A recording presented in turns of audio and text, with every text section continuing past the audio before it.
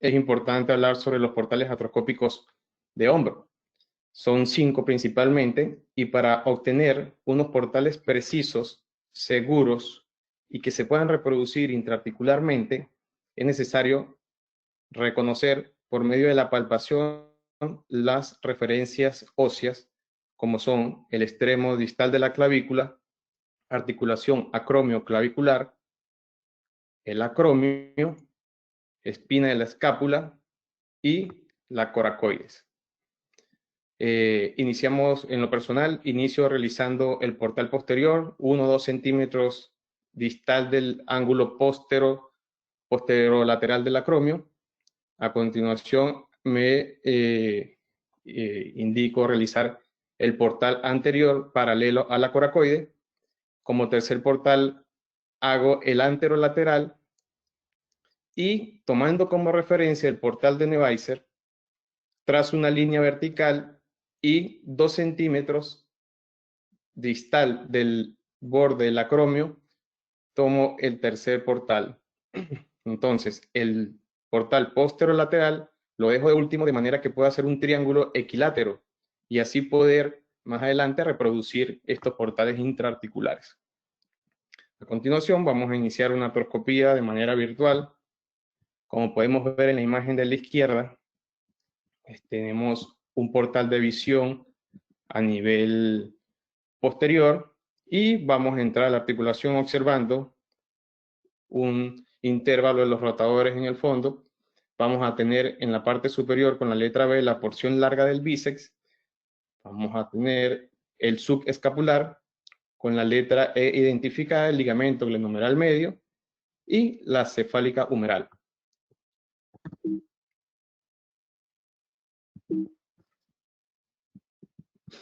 También podemos observar la estructura de la glena con su labrum anterior, labrum posterior, y también visualizamos la cefálica humeral.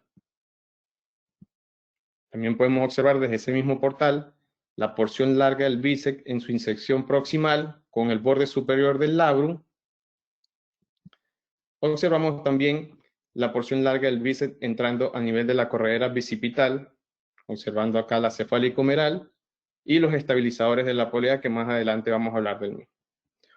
Una vez hecho un reconocimiento artroscópico por un portal posterior, como lo estamos identificando, vamos a comenzar a hablar de la porción larga del bíceps, recordándoles que tiene una inserción en el tubérculo supraglenoideo del 60% del tejido óseo y 40% del labrum. Esto es lo que lo hace móvil y hace que se compare con un menisco de rodilla. Importante que tiene 4 variantes. Tipo 1,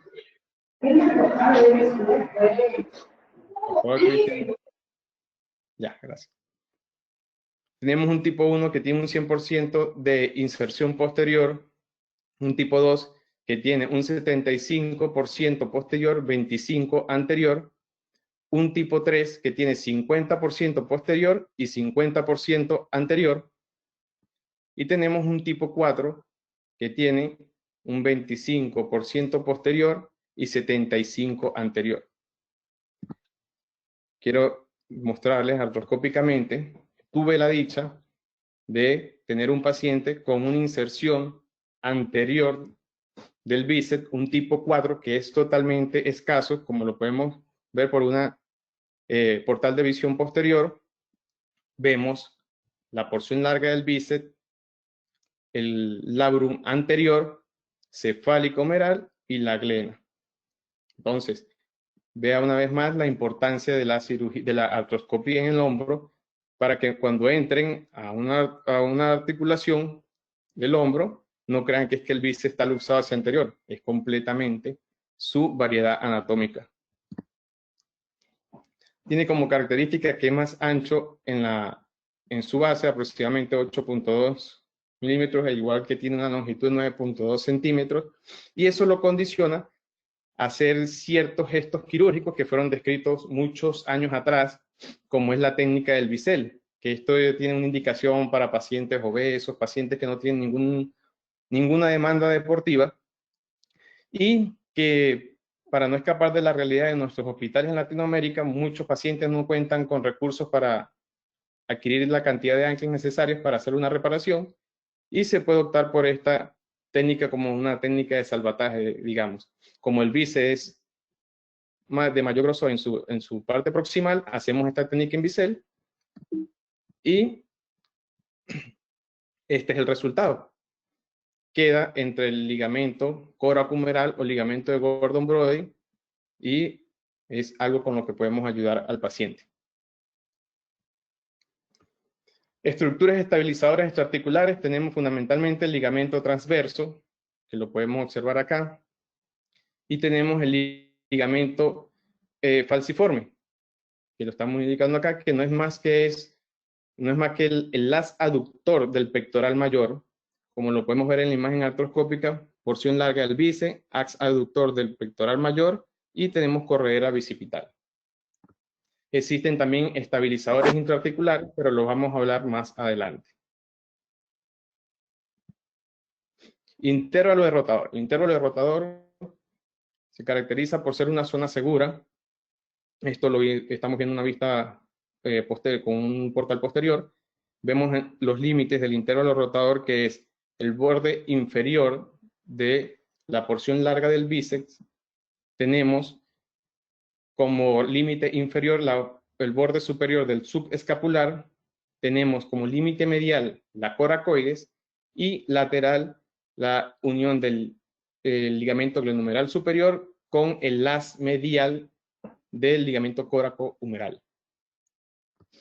Importancia del intervalo de los rotadores, como lo dije, es una zona segura y aquí está delimitada y tiene como función principal que es el restrictor primario de la traslación glenohumeral inferior y a su vez es el restrictor de la rotación externa cuando el brazo está en aducción. Quiero hacer un paréntesis aquí y colocar un ejemplo de que cuando tenemos pacientes con capsulitis adhesiva, tenemos artrofibrosis postquirúrgicas, el intervalo de rotadores se engrosa y se contrae. Por esa razón es que el principal, digamos, síntoma que refiere el paciente es el dolor y la limitación a la rotación externa. Dado así que cuando tenemos un paciente con estas características, el gesto quirúrgico a realizar es hacer una liberación del intervalo posterior, hacer una tenotomía del ligamento coracohumeral y una capsulotomía posterior, como lo vamos a mostrar a continuación. En la imagen izquierda representamos una visión por el portal posterior y tenemos un portal de trabajo y sí, ya sé que es una visión totalmente diferente a la que estamos viendo anteriormente, pero así se ve una capsulitis adhesiva. Vea cómo se reduce la articulación, pero viene aquí la importancia de la anatomía, porque buscamos nuestros límites, que son el subescapular, que lo estamos viendo aquí abajo, y vemos la porción larga del bíceps. Ya ahí sabemos que estamos en una zona segura, que tenemos que hacer una liberación del intervalo de los rotadores, y ya con eso le estamos ayudando al paciente.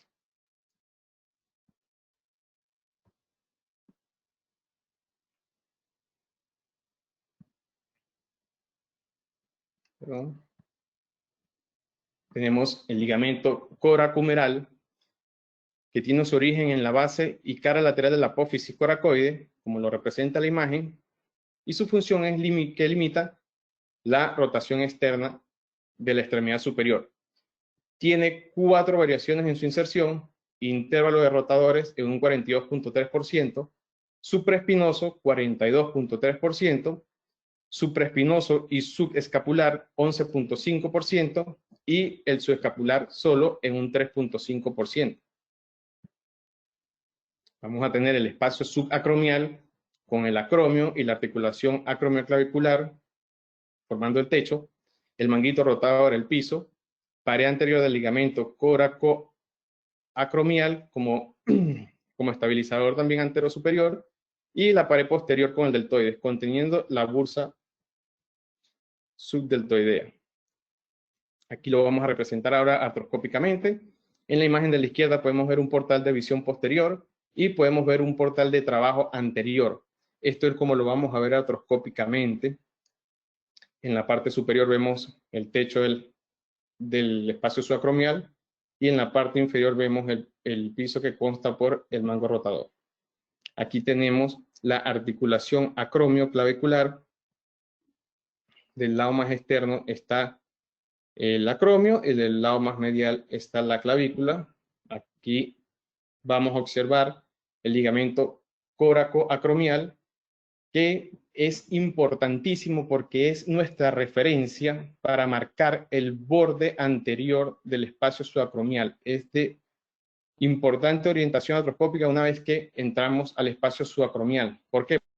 Porque aquí les estoy mostrando una imagen donde no hay bursa, pero cuando entramos, todo el espacio subacromial está ocupado por la bursa y es muy difícil la visualización. ¿Qué hago en lo personal? Llego hasta la parte anterior, localizo este ligamento y ya me oriento que estoy en el borde anterior. Y aquí tenemos el piso del espacio subacromial que está dado por el mango rotador, pero vean en la imagen de la izquierda que estoy representando y estoy observando por un portal lateral de visión y veo cómo cambia la imagen. A diferencia de los demás que estamos por un portal posterior. Tenemos el ligamento córaco-acromial, como lo reflejamos acá, se origina en la cara anterior de la apófisis coracoide y se inserta en la base y borde anterior del acromio. Importante este ligamento porque le da estabilidad superior y anterior a la cefálica humeral.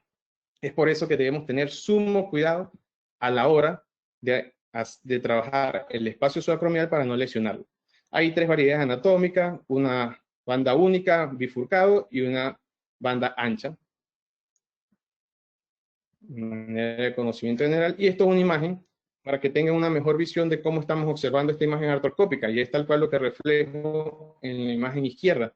Un portal de visión posterior y es esta la dirección del ligamento que estamos observando en la visión artroscópica.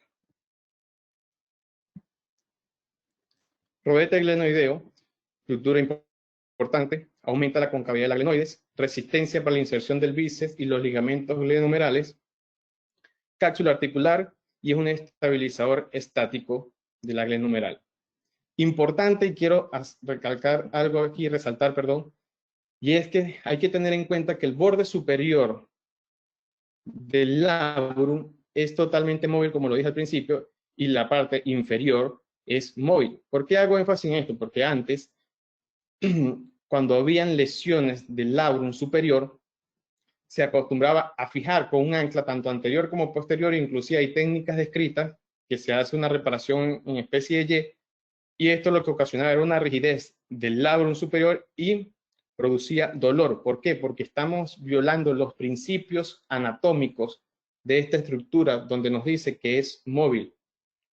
Por eso es que hoy en día, en los artículos de la actualidad, cuando hay una lesión del labrum que tiene criterios de reparación, ya se coloca un ancla posterior en la hora 11, o si la lesión es anterior, se coloca un solo ancla en la hora 1 o 2, para evitar este tipo de lesiones. Hay variaciones anatómicas que debemos tener en cuenta. Aquí tenemos la representación a la izquierda igual de una visión posterior y estamos observando lo que es la estructura de la glenoide. Como podemos observar, hay que identificar la zona desnuda de la glenoide, que es el epicentro de esta estructura ósea y nos permite cuantificar las lesiones óseas intraoperatorias. Importante no confundir esta zona con lesiones degenerativas o lesiones de cartílago. No, esta es la zona desnuda de la glenoides. Aquí vean que estamos ahora por un portal de visión anterolateral, donde me permite ver el labrum casi en toda su extensión superior, posterior, anterior, y este es de mi preferencia para realizar las reparaciones de inestabilidad, porque a pesar de que me permite ver el labrum en casi toda su extensión, me permite ver la orientación de la cefálica humeral. Variables anatómicas como el foramen sublabral, que no es más que una ausencia del cartílago glenoideo, que la principal característica que hay que tener en cuenta acá es que hay continuidad de la glenoide. y no hay lesión del cartílago. Esa es la característica de él. Además, podemos observar la glena cefálica humeral, ligamento glenumeral medio, y aquí podemos observar un poco el subescapular.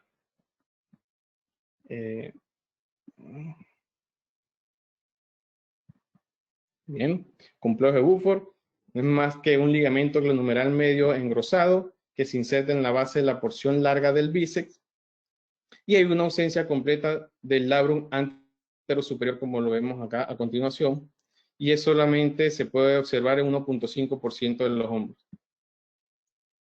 En este video, con un portal de visión posterior, podemos ver el labrum superior,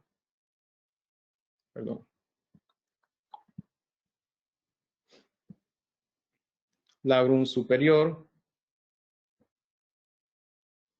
vemos la porción larga del bíceps, ligamento glenumeral medio engrosado, y lo que les quiero mostrar es para que vean lo móvil que es el labrum superior.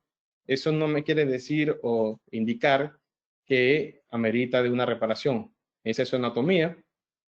Y que si llegamos a hacer una reparación de estas pensando que hay una lesión del labrum anterior, vamos a causarle un daño al paciente.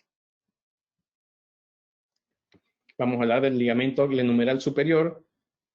Se origina en el labrum, en el reborde glenoideo, llega a la fovea capitis y es uno de los estabilizadores de la porción larga del bíceps intraarticular. En la imagen de la derecha lo podemos visualizar, porción larga del bíceps, que es el estabilizador, lo reflejan como el piso de la porción larga del bíceps. Abajo podemos ver el subescapular. Aquí vemos una imagen de cadavérico donde vemos el ligamento glenumeral superior, porción larga del bíceps, y esto es una imagen importante y me voy a detener aquí a detallar. En la imagen inferior vemos el ligamento glenumeral superior, vemos el subescapular y la porción larga del bíceps. Pero en la superior vemos lo que conformaría el techo que le da estabilidad a la porción larga del bíceps, que está formado por el ligamento coracumeral, y aquí se logra ver bien sus dos haces, el haz lateral y el haz medial, que estos vienen a conformar lo que se llama la polea bicipital, y son las que se lesionan cuando existen las lesiones de la polea descrita por Walsh en su clasificación. Aquí tenemos otra imagen, como se ve la cefálica, porción larga del bíceps, el haz lateral del ligamento coracumeral. Otra imagen donde podemos visualizar la porción larga del bíceps y el ligamento coracumeral y ligamento glenumeral superior. Acá abajo visualizamos el subescapular. Les traigo este caso para que vean la importancia de conocer la anatomía nuevamente. En la imagen de la izquierda vemos un portal de visión posterior, un portal de trabajo anterior. Entramos a la articulación y observamos que hay una lesión de la inserción proximal del bíceps con compromiso del labrum. Nos vamos al nivel de la inserción del bíceps de la correa bicipital y vemos que se lesionaron todos estos estabilizadores, tanto como el haz media del ligamento coraco-humeral como el ligamento glenumeral superior. Por tanto, veces sus barreras que le dan estabilidad, produce una lesión del subescapular y nos obliga a hacer una reparación del subescapular, como lo vemos en esta imagen, subescapular cefálica, colocamos un ancla, y este paciente, además de hacer la reparación del subescapular, también fue candidato de hacer una tenotomía tenodesis porque supongamos que tenga un criterio de reparar labrum que no lo tenía y dejamos esta porción larga del bíceps en esas condiciones, va a seguir inestable, va a seguir con dolor y nos va a volver a lesionar la parte de la inserción del subescapular. Aprovecho la imagen para mostrarles el ligamento glenumeral medio, que una de las características que tiene él en el momento de la artroscopía para diferenciarlo muchas veces el glenumeral superior es que él atraviesa verticalmente al subescapular. Aquí están. Se origina en el labrum por debajo del ligamento glenumeral superior, se inserta medial al troquín y limita la traslación anterior. Como les dije, cruza verticalmente al subescapular.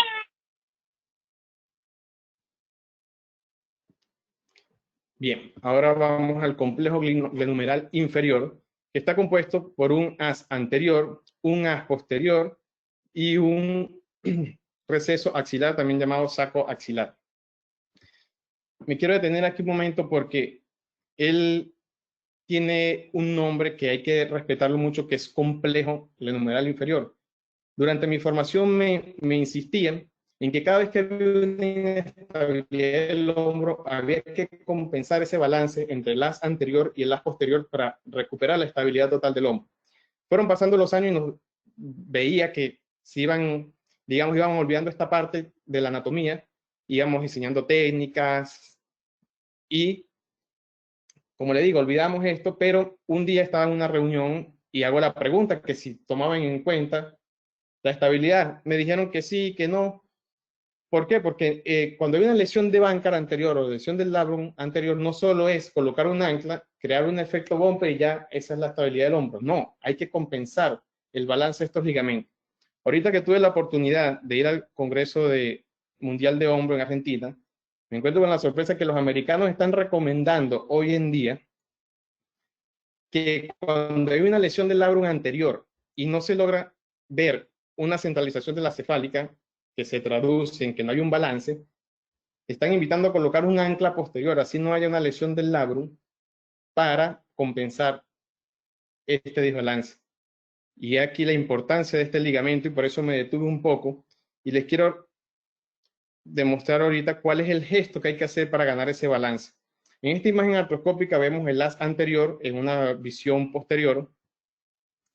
Acá está en la imagen de la izquierda. Vean cómo tengo un portal de visión anterolateral, un portal de trabajo posterior y un portal de trabajo anterior.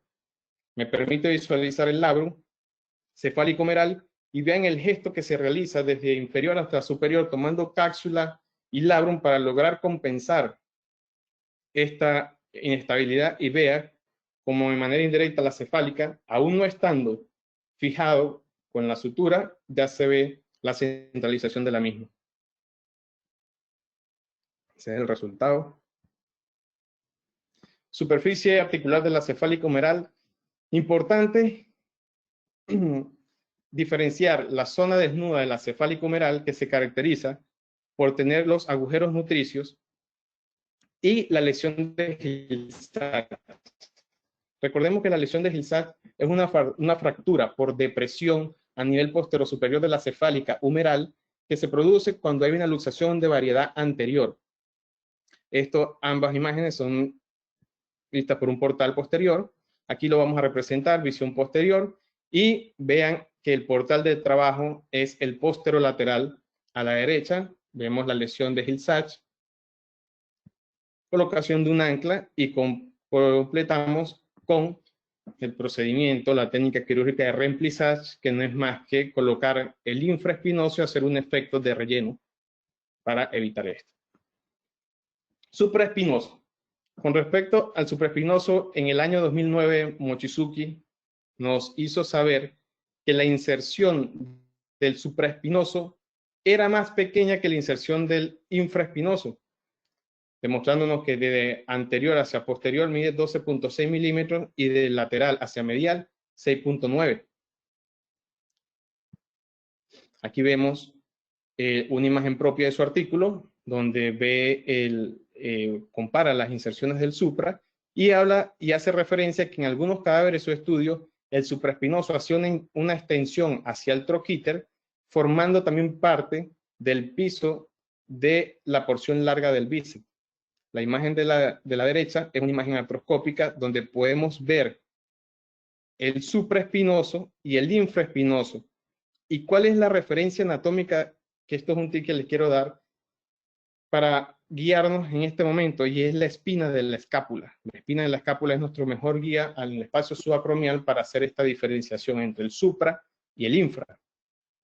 Aquí tenemos el infraespinoso, vea como su área de inserción es de 32.7 milímetros y de medial a lateral 10.2 milímetros. Nuevamente la imagen, porque quiero resaltarles esta imagen, la importancia que tiene, y aquí se las voy a hacer saber. Esto es una lesión masiva de mango rotador donde hay una retracción grado 3 y vea cómo utilizamos un portal de visión lateral, portal de trabajo posterolateral y anterolateral, y ubicándonos por la espina de la escápula, podemos saber cuál es el supra, cuál es el infra, y nos va a ayudar a hacer lo que se conoce como una liberación del intervalo posterior, facilitándonos la llegada de tanto el supra como el infra a su footprint o a su huella de inserción.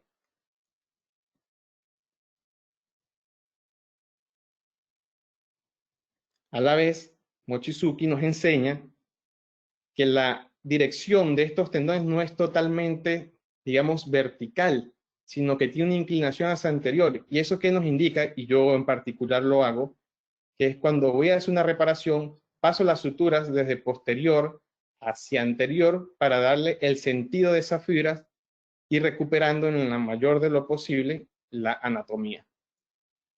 Tenemos el subescapular, que es un área de inserción de superior e inferior de 40 milímetros y de medial a lateral de 20 milímetros.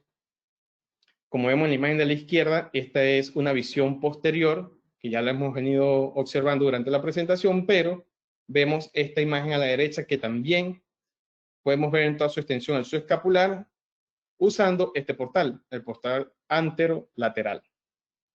Vemos el tendón del subescapular, cefálica humeral. Ese portal mayormente lo uso cuando usted hace una reparación de uso escapular que está muy retraído y ahí me permite ver las estructuras que me están limitando, traerlo hacia su huella de inserción y me permite mucho más fácil hacer la liberación por estos portales. Vemos una reparación del subescapular, cómo queda reparado. Neurovascular. Hay tres nervios que hay que tener en cuenta en una artroscopía para evitar no lesionarlos, como es el nervio axilar, el supraescapular y el músculo cutáneo. No voy a abordar en la anatomía, digamos, en la descripción específica de estos nervios, simplemente me voy a limitar a enfocarlo en la práctica del día a día de la artroscopia relacionada a los portales artroscópicos. Tomando en cuenta que el nervio axilar se origina en la rama terminal del tronco posterior, inicia acompañado de la arteria axilar a partir de la coracoides, desciende por el subescapular y pasa de 3 a 5 milímetros por debajo de él hasta llegar a la cefálica, a la porción larga del tríceps. Es ahí cuando él se divide en una rama anterior y posterior, que la rama anterior la va a deposar acá en las fibras profundas del deltoides. Por eso lo señalo, porque tenemos que tener cuidado a la hora de hacer el portal lateral, porque él se localiza aproximadamente a 5 centímetros del borde lateral del acromio. El nervio musculocutáneo también, que se localiza o decusa a través del músculo coracobraquial y se encuentra a 5 a 6.5 centímetros de la coracoide. Pero ¿qué pasa? Hay unas ramas sensitivas en algunos casos que inervan al intervalo de los rotadores y hay que tener cuidado cuando estamos haciendo una liberación del intervalo y hay una reacción, saber que esas son las fibras sensitivas del nervio. Arriba les señalo el nervio y la arteria supraescapular, que salen de la rama anterior superior del tronco superior del plexo y va a llegar a la escotadura supra escapular, pasando por debajo del ligamento. Sabemos que la arteria no pasa por debajo del ligamento, pero aquí hay algo importante, y es que del borde de la glenoide en el espacio subacromial, a donde están estas estructuras, solamente estamos a 2 centímetros de distancia. Por eso es que hay que tener sumo cuidado con esto. Y en esta visión vamos a volver a representar el nervio supraescapular, porque recuerden que él se dirige hacia la espina de la escápula para inervar el infraespinoso, y en esta zona que viene representando el reborde glenoideo posterior está a 1.5 centímetros. O sea, está mucho más cerca y tenemos que tener cuidado con esto. Y a este nivel, la rama posterior del nervio axilar, que asciende hacia el borde posteromedial del deltoides, se va a encontrar muy cerca de nuestro portal posterior y se va a encontrar aproximadamente a 5.3, 5.5 centímetros del borde posterolateral del acromio, y hay que tener cuidado. Si se dan cuenta, este portal que hice es porque íbamos a hacer una inestabilidad. Cuando hago inestabilidad, hago el portal mucho más abajo, pero teniendo en cuenta no lesionar esta estructura. Como resumen, vemos acá 2.3 centímetros del borde superior del glenoide con respecto a donde está el nervio supraescapular, 2 centímetros, y acá está a 1 centímetro de la rama posterior del nervio axilar. Aquí les traje otra imagen representativa para que lo puedan visualizar un poco mejor. Arteria axilar, nervio axilar por la parte anterior. Aquí estamos en la escotadura supraescapular, donde por debajo del ligamento pasa el nervio, por fuera está la arteria, y nos encontramos a 2.5 centímetros del borde glenoideo. Y aquí en la parte posterior está el nervio axilar, como le dije, a unos 5 centímetros del borde posterolateral. Quería mostrarles dos casos de dos pacientes que tuve. La imagen de la derecha es una señora que tuvo una compresión del nervio supraescapular a nivel de la escotadura, porque tuvo como antecedente que les trajeron unos lipomas, y no fue que los cirujanos intencionalmente extrayendo el lipoma lesionó el nervio, sino que hizo una cicatrización, y esta cicatrización hizo una retracción del nervio supraescapular y conllevó a todo esto. Y a ese nivel, pues había lesión tanto del infra como del supraespinoso. Y a nivel de la izquierda, la imagen de la izquierda es una paciente que tenía un quiste espinoglenoideo haciendo compresión del nervio supraescapular, pero ya a nivel de la fosa espinoglenoidea, que recordemos que esa rama solamente inerva al infraespinoso, y vean cómo hay una diferencia entre el omóplato izquierdo y el omóplato derecho. Su supraespinoso estaba totalmente sano. Ambos pacientes han evolucionado de forma satisfactoria. Este es el primer y único caso que he hecho de liberación. Lo hice con ayuda de anestesiólogos por medio de estimuladores neurológicos, que más adelante, si quiere, podemos hablar de esto algún otro día. Sin más que agregar, gracias por su atención. Espero que les haya servido de mucho. Y nuevamente es para mí un placer estar con ustedes esta noche y poder compartir un poco de conocimientos. ¿Si hay alguna pregunta? Doctor Pérez, muchas gracias.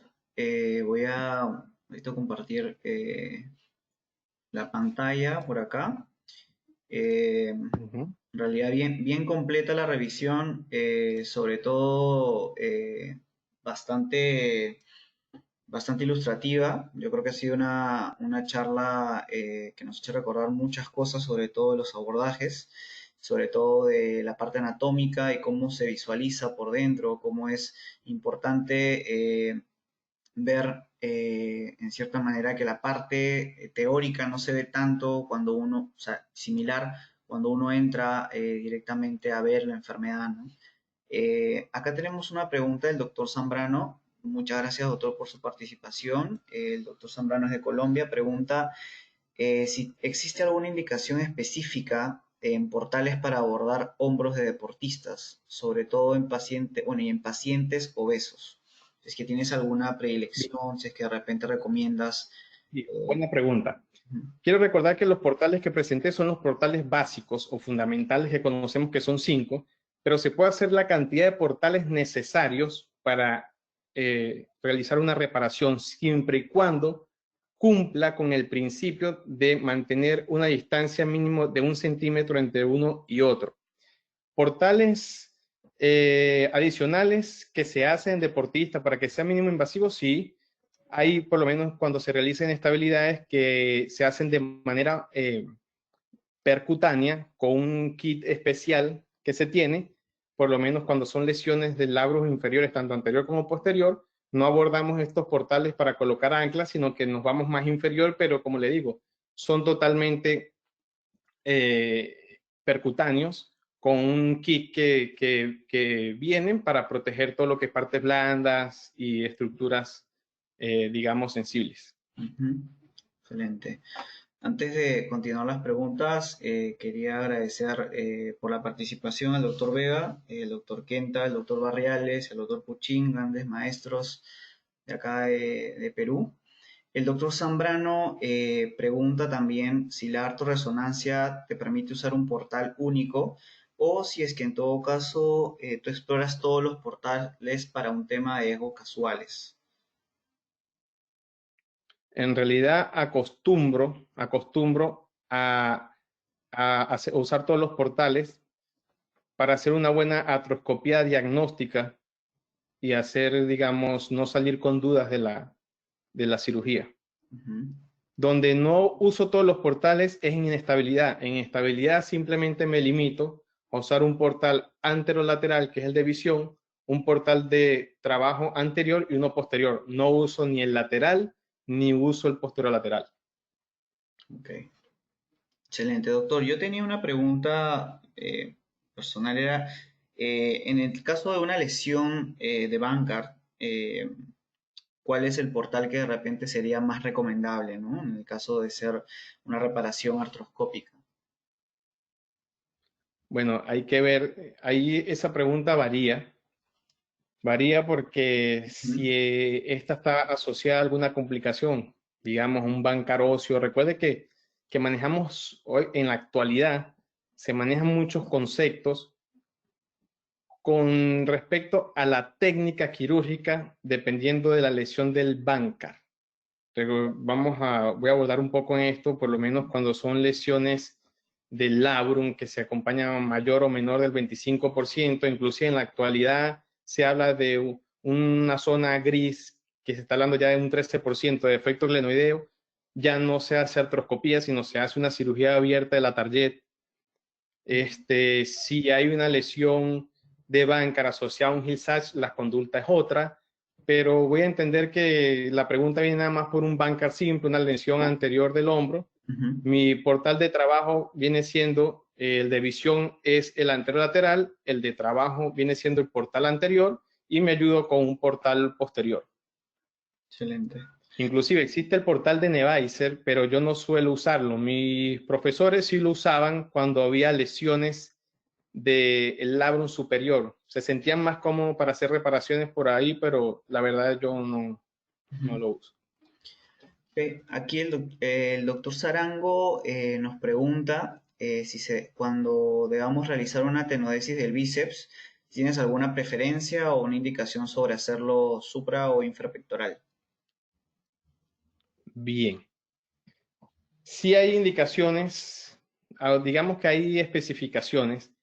Por lo general, yo lo hago a nivel de corredera, ¿sí? O sea, a nivel de la corredera, pero he tenido varios casos que sí lo he hecho suprapectoral porque su condición, digamos, o su demanda deportiva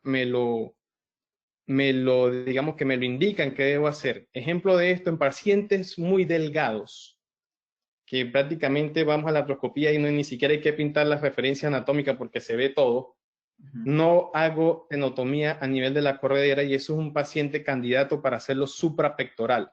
¿Por qué? Porque recordemos que hay una sinovia extraarticular en la corredera del bíceps y eso va a crear una cicatrización retráctil en estos pacientes y va a producir dolor.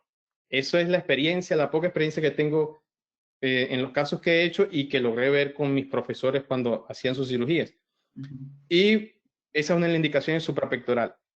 Infrapectoral, pacientes deportistas que por lo general tengan, digamos, una actividad física demandante.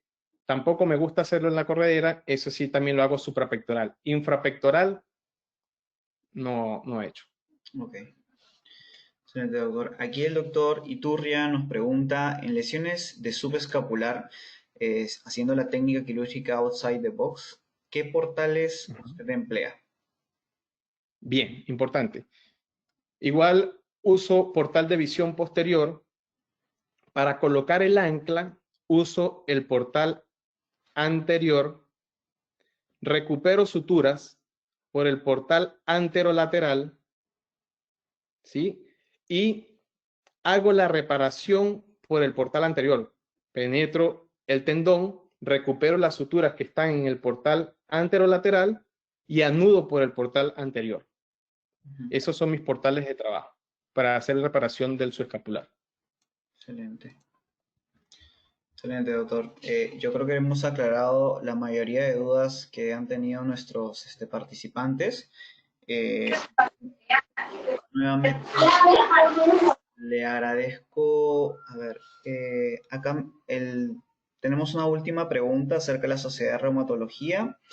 ¿Qué Bien. experiencia tiene con respecto a rupturas musculares en unión miotendinosas en zona pectoral? Sí, sí, bien. Pectoral, sí. Ah, Tuve una vez un pesista con una ruptura del pectoral mayor, lo cual se hizo una reparación a nivel de su inserción con anclas y tuvo buena evolución, pero de verdad es un solo caso que hemos tenido y evolucionó perfectamente y volvió otra vez a sus, a sus actividades. Lo que pasa es que hay que tener mucho cuidado con la rehabilitación de este tipo de pacientes.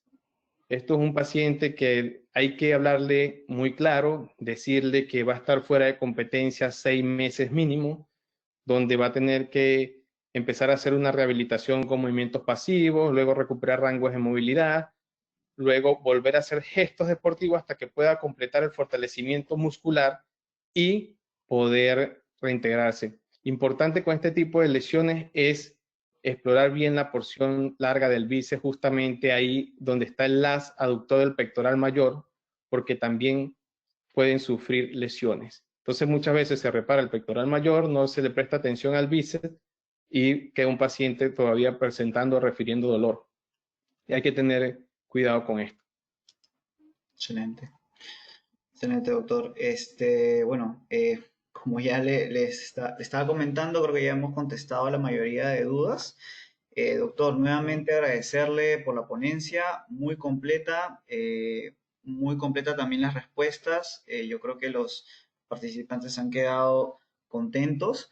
Eh, Antes de despedirme, quiero invitarlos para el próximo martes. Vamos a tener al doctor Predinelli, que es un doctor de Brasil, que nos hablará acerca de lesiones deportivas. Están todos invitados, es un webinar gratuito, como todos lo que hemos estado haciendo ahora. Y doctor, reitero mis agradecimientos por parte del Hospital Militar. Muy, muy buena ponencia. No, Cristian, gracias a usted, ¿verdad? Por la oportunidad, por la inclusión y quedo abiertamente a colaborar en lo que es la docencia, que de esa manera vamos a seguir creciendo y nos retroalimentamos todos. De verdad, muchas gracias. Gracias por la asistencia. Veo que hubo buena asistencia y Sí. nada, Oh, abierto para una próxima ocasión. excelente, doctor. Muchas gracias. Saludos y hasta luego para Bueno. todos.